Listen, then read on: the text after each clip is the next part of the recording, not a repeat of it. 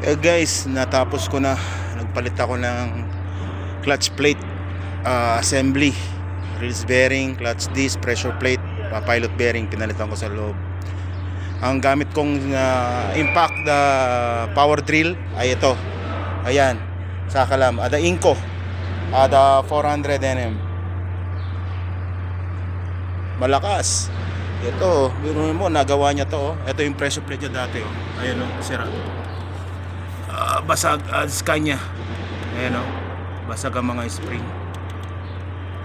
Yan, tatapos ko na. Salamat ako sa Inco. Ngayon ko lang nagamit tong Incong to.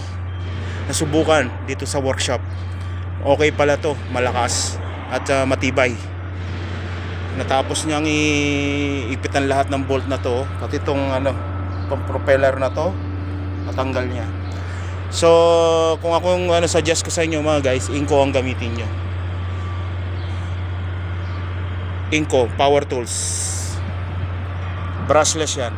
Okay, hanggang dito na lang. Gagawin ko muna to. Bye bye.